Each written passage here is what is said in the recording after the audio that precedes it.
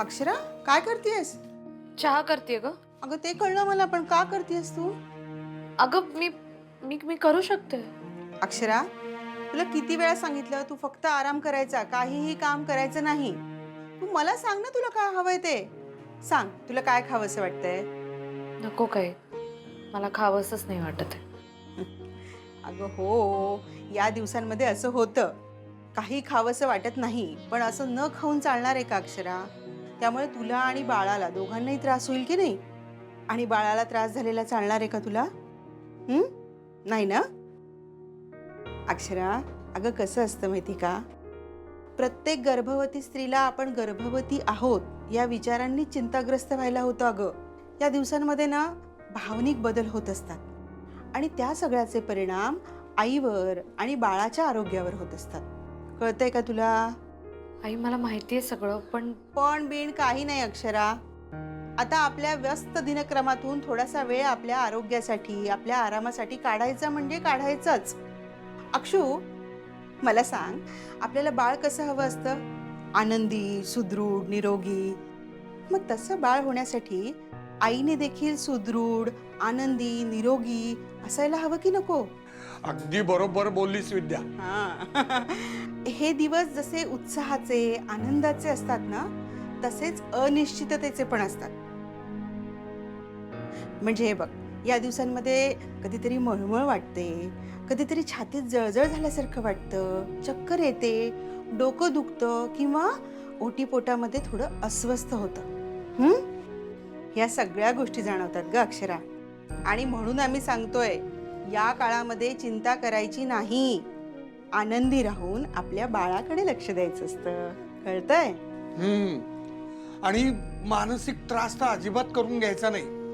हे बघ, डोक्यातले विचार जे असतील ना ते सगळे बाजूला काढून टाकायचे. मला अधिपती भेटले ना की मला वाटेल बरं.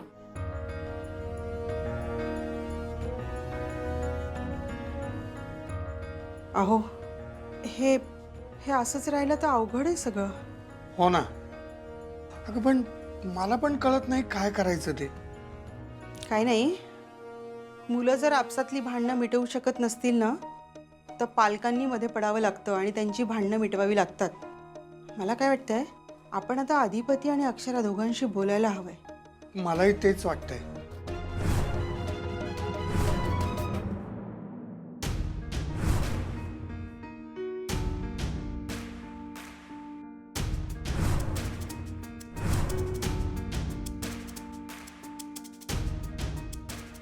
मावशी बरी आहेस ना तू? तब्येत ठीक आहे ना? माझी बरी आहे की. बरं अधिपती असं अचानक काय विचारलं सा? काम करायला लागलीस ग अचानक, म्हणताना म्हणलं बरी आहेस ना? अधिपती काय आईसाहेबांनी तंबी दिला काय तुला? आईसाहेब आहेत कुणीकडं? काय सकाळपासून काय दिसल्या नाहीत, कुणीकडे गेलेत? तब्येत ठीक आहे ना त्यांची? वय वय तब्येत ठीक आहे, पर ती घरात नाही. कुणीकडे गेल्यात? ती कुठे तर बाहेर गेल्या. बाहेर कुणीकडं? काय सांगू नाही गेली, पण मी फोन करते, थांबा. थांब थांब थांब, मीच करतो फोन. त्या बाहेर गेल्या म्हणजे मला टेन्शनच येतंय. होय काय? ती भुवनेश्वरी जरा घराच्या बाहेर गेली तर तुला टेन्शन आलं काय? आणि त्याच भुवनेश्वरीनं तुझ्या बायकोला घराच्या बाहेर काढलंय. त्या बायकोचा विचार नाही तुझ्या डोक्यात. एवढी सोन्यासारखी तुझी बायको ती घराच्या बाहेर गेली आहे, माहेरी जाऊन राहते आणि तू शांत आहेस एवढा. तुम्ही याच्यात पडू नका हो. का पडू नका? अक्षरा सून आहे माझी, तुझा बाप आहे मी. मी नाही मानत. तू मान किंवा नको मानू, त्याने सत्य बदलणार नाहीये. सत्यबित्याच्या गोष्टी तुम्ही करूच नका, तुमच्या तोंडी शोभत नाही ती. एका बाईला फसवले तुम्ही नका शिकू आम्हाला. त्या बाईला मी फसवलं हे तुझं म्हणणं झालं. नाही नाही, म्हणणं बिणणं नाही, हेच सत्य आहे. बरं चल, एक सेकंद मान्य करूया की मी तिला फसवलं.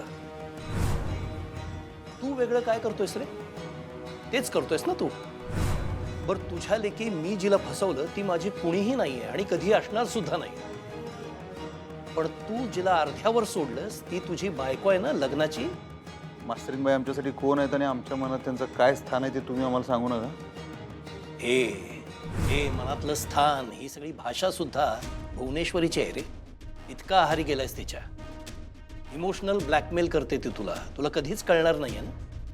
तिच्यावर किती अन्याय झालाय, ती कशी शोषित आहे आणि तू कसा तिचा तारणहार आहेस हे तुझ्या मनावर सतत बिंबवत राहते ती. म्हणजे तू तिचा तारणहार आहेसच, पण ती काही शोषित वगैरे नाहीये, कसलाही अन्याय झालेला नाही तिच्यावर. पक्की आतल्या गाठीची बाई आहे ती. हो मोठे मालक, माझ्या ताईला काही बी बोलू नका. माझी ताई हाय म्हणताना हे घर आहे. ए इधर कल्याणी पोपटपंची, तू तुझं तोंड बंद ठेव. तू ना बांडगुळ आहेस, बांडगुळ. म्हणजे आधी तुझी ती ताई बांडगुळ आहे आणि तिच्यावरती चढलेलं तू बांडगुळ आहेस. आणि जोपर्यंत बांडगुळ आपण छाटून टाकत नाही ना अधिपती, तोपर्यंत झाड नीट वाढत नाही, फुलत नाही. या घराला वाचवायचं असेल ना तर ही बांडगुळ आधी काढून टाक. हो मोठे मालक, उगा आमसनी बांडगुळ बिनगुळ काही बी म्हणू नका सा. कळलं ना व? अहो या घरासाठी किती खस्ता खाल्ल्यात का नाही मी आणि माझ्या ताईनं, ते आमसनीच माहित आहे. खस्ता नाही ग, अख्खं घर खाल्लंय तुम्ही, गिळलंय माझ्या घराला. रस्त्यावर फिरणारे गरीब बाया तुम्ही, ही संपत्ती बघून डोळे फिरले ना तुमचे. नोकरासारखं काम करायला आला होता घरात, आता तुमच्या हाताखाली नोकर आलेत तर माजलाय तुम्ही. काही काम धंदा न करता इथं खायला मिळतंय ना, इथं वर काड्या लावायला मिळतात.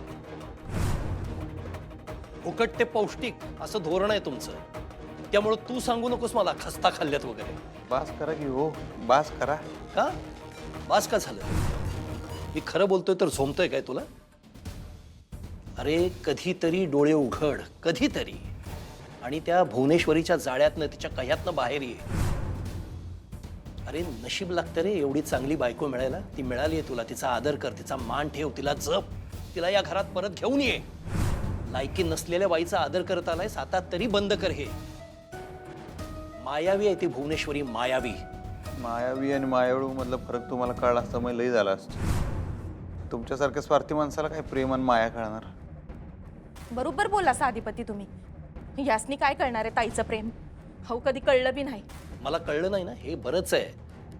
कळलं असतं तर तुमच्यासारखा गुलाम झाला असतो मी तिचा, आणि तिनं माझ्या घराची राख रांगोळी केली असती. केली असती काय, केलीच आहे तिनं. या घरच्या सुनेला घराच्या बाहेर काढून तिने व्यवस्थित स्वार्थ साधलाय स्वतःचा.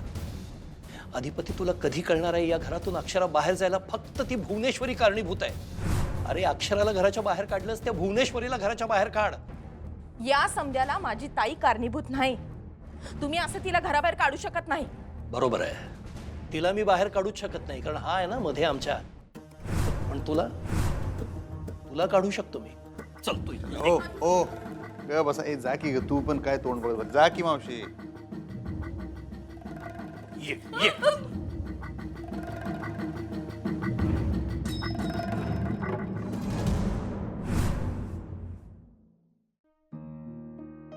हा अक्षरा घे बेटा. अगं हे काय करतेस, घे चहा घे. अगं तू कशाला आणलास?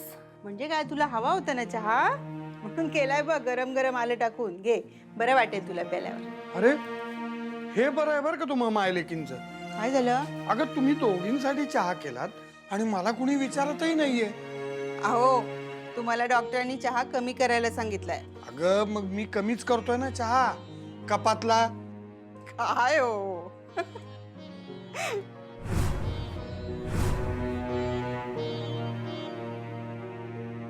अक्षू, अगं विनोद केलाय बाबांनी. बघा तुमचा विनोदही आता तुमच्यासारखाच म्हातारा झालाय. हसली का अक्षरा? नाही ना? अक्षू अगं कशाला विचार करतेस एवढा? हे बघ बाळा, काही गोष्टी सोडून द्यायच्या असतात. तेच ना अक्षरा, अगं नवरा बायको मध्ये भांडणं होत असतात ग, पण एकमेकांना समजून घ्यायचं असतं. आणि हे बघ, डोक्यात थोडा राग असेल ना तर 1-2 दिवस जातात भांडणं मिटायला. कधी कधी जास्त वेळ लागतो, पण म्हणून काही नातं संपत नसतं. कळलं का? हे बघ, ही भांडणच नाती घट्ट करतात. अगं भांडणांमुळे मनात काय चाललंय हे कळतं. भांडणं झाली ना की नंतर शांतपणे एकमेकांशी बोललात ना की सगळं काही पूर्ववत होतं. खरंय. त्यांना नाही ना बोलायचंय बाबा माझ्याशी. अक्षरा, आम्हाला काय वाटतंय, तुमचं बोलणं होत नसेल तर आम्ही बोलू का अधिपतींशी?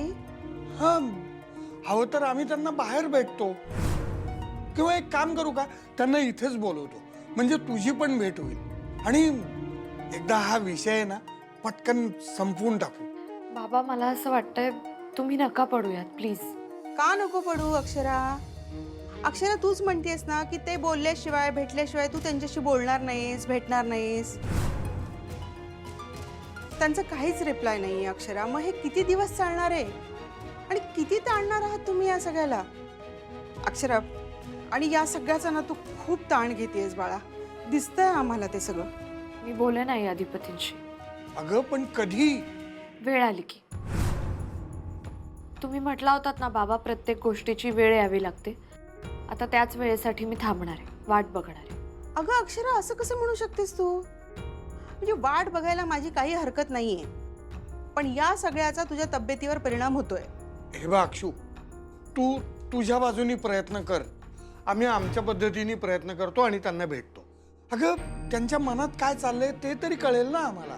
बाबा तुम्ही नका काळजी करू, अधिपती येतील बोलायला जेव्हा त्यांना वाटेल तेव्हा. हो ना, आम्हाला वाटतं की तू लवकरात लवकर त्यांना भेटावं आणि आणि ही गोड बातमी त्यांना सांगावीस. सांगेन मी आई, लवकरच सांगेन. अक्षरा हे बघ, आपल्याला दवाखान्यात पण जायचंय, त्यावेळी अधिपती आपल्या बरोबर असावेत असं वाटतं मला. असतील असतील आई ते बरोबर, नको काळजी करूस.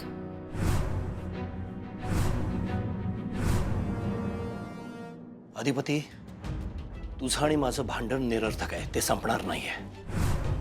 तू आता एकच काम कर, तू अक्षराला घरी घेऊन ये बस. काय करायचं ते तुम्ही सांगू नका. अरे पण सांगायची गरज का पडते तुला? तुझ्या लेकी मला काही किंमत नाहीये, पण अक्षरा कोणीतरी आहे ना तुझी. तुझी बायको आहे ना ती, तुझं प्रेम आहे ना तिच्यावर. तुम्हा दोघांचं एकमेकांच्यावर प्रेम आहे, तुम्ही दोघं एकमेकांच्या शिवाय राहू शकत नाही, हे स्वतःची मान्य कर एकदा.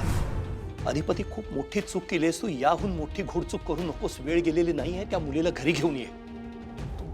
तुम्ही बसा, मी तर काय तुमच्या तोंडाला लागलोय. मी बोलतोय तुझ्याशी. मला बोलायचं नाहीये तुमच्या संग, कारण तुमच्याशी बोलून काय साध्य होणार नाहीये. ठीक आहे, नको बोलूस माझ्याशी. मला माहिती आहे तुला माझ्याशी बोलण्यात कसलाही इंटरेस्ट नाही आहे, पण तुला जे साध्य करायचं आहे ना ते तरी साध्य कर. अधिपती, मलाही माहिती आहे, तुलाही माहिती आहे, तुला अक्षरा या घरात हवी आहे.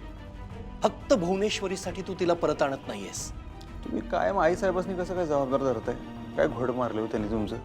अरे तीच जबाबदार आहे रे सगळ्याला. मास्तरीनबाई चुकल्यात सिद्ध झाले. काही चुकलेली वगैरे नाही अक्षरा. आणि तुम्ही कोण आहात रे तिचा न्याय करणारे? तू आणि तुझ्या त्या आई साहेब म्हणजे काय न्यायाधीश आहात अक्षराचा न्याय करायला? आणि हे घर म्हणजे काय कोर्ट आहे? हे माझं घर आहे. घरातल्या माणसांनी एकमेकांना समजून घ्यायचं असतं, अशी शिक्षा वगैरे करायची नसते. होय काय समजून घ्यायचं असते? आमच्या आई साहेबांनी समजून घ्या की जरा, बघूया काय होतंय. गंमत म्हणून घ्या की समजून. जमते काय? सांगा लागलाय माझं घर आहे, घ्या मग उरावर. माझं घर आहे तर जमत नसलं तर वा घराबाहेर, काय कुणाला इथं फरक पडत नाही. आमच्या आई साहेब आहेत म्हणून एवढी वर्ष या घरात राहायला, एवढं ध्यानात राहू दे. आणि ज्यांच्यामुळे या घरात आहे तुम्ही, त्यांचं उपकार माना, त्यासनी दुसरं लावू नका. काय तुम्हाला सांगून फायदाच नाही म्हणत.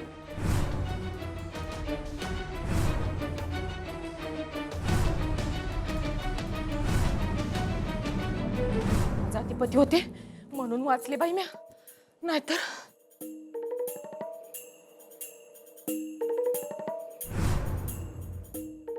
आज लई दिसानी या बाप लेकाचं भांडण झालंय. भारी वाटलं. असं रोज जुंपलं पाहिजे, तरच काय तर मनोरंजन होईल बाबा हे माझं या घरात. आज चंची पाहिजे होती, दोघींनी मिळून जाम मज्जा घेतली असते. 4 वाज सूर्यवंशी जेव्हा मारायला आला तेव्हा घाबरले म्या, पण भांडण बघून छान एक नंबर वाटलं. आता अधिपती काय बापाचं ऐकत नाही. मला तर वाटायलंय का त्यो वाज फडशा पाडणार मोठ्या मालकांचा. पाडूच दे, मोठे मालक गेले का अधिपतीला अटक होणार. अधिपती गेला का ताई येडी होणार. मग काय, समधी प्रॉपर्टी आमची. आज यांची भांडणं थांबवायला बी कुणी नाही घरात. चंची गावी हाय, ताई तर घरला बी नाही. अर पर आत्ती हाय ना व घरात, तिला अटकाव घातलाच पाहिजे, नाहीतर ती बरोबर भांडणं सोडवणार. नाही नाही नाही नाही, असं झालं तर माझं स्वप्न पूर्ण होणार नाही. आत्तीला थांबवावंच लागणार. आई मी निघते ग. बाबा येते हा. थांब अक्षरा, डबा घेऊन जा. अगं आई राहू दे, उशीर होईल. अगं उशीर कसा होईल, तुझ्या वेळा माहितीयेत ना मला. अगं तुम्हाला जायचंय ना त्या नाडकर्णी काकांकडे. हो, नाडकर्णींकडे जाणं आवश्यकच आहे, पण तुला डबा देणं तेवढंच महत्वाचं आहे ना अक्षरा. आणि हो, डबा सगळा संपवायचा. आई मला भूक नव्हती, खावंसं वाटलं नाही, अजिबात ही कारणं द्यायची नाहीत हा अक्षरा. आणि हो, फळं पण दिली आहेत, फळं पण संपव. आई अगं मी शाळेत जाते म्हणजे शिकवायला जाते, शिकायला नाही. लहान असल्यासारखी काय बोलतेस ग माझ्याशी? अक्षू, मुलं कितीही मोठी झाली तरी आईसाठी लहानच असतात. कळेल कळेल, आता तुलाही कळेल सगळं हळूहळू. आणि मी काय म्हणतो अक्षू, म्हणजे मला असं वाटतं की तू पुन्हा एकदा भेटायला जा अधिपतीरावांना. हो हो अक्षरा, त्यांना भेटायला जा. आणि हे बघ, ते जर बाहेर भेटणार नसतील ना तर सरळ घरी जा आणि समोरासमोर बोलून सगळं मिटवून टाक बरं. हं? कुणाला मिटवताय?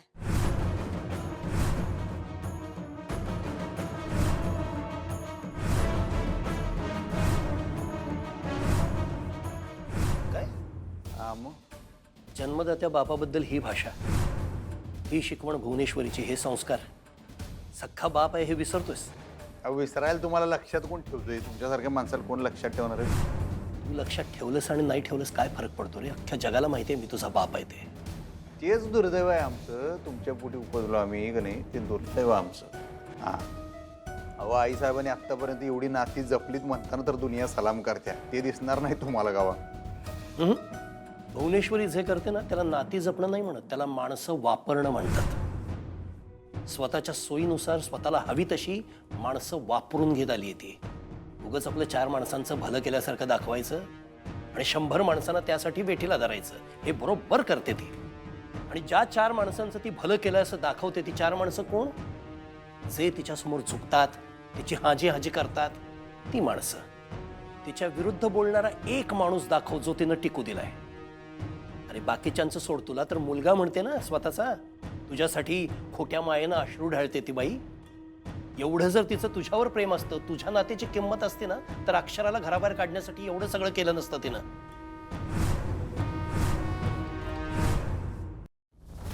भुवनेश्वरी मॅडम, या ना, या या या या या या, बसा बसा. नमस्कार. बस. बसा विद्या, पाणी आण. हो हो. नका नका, पाणी नका.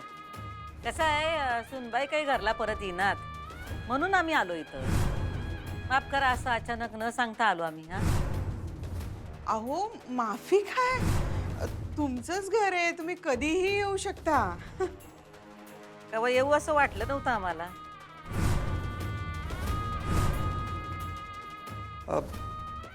म्हणजे म्हणजे सुनबाई अचानक आल्या ना माहेरला, त्यामुळं आमचं काय तिकडं मन लागतं वय.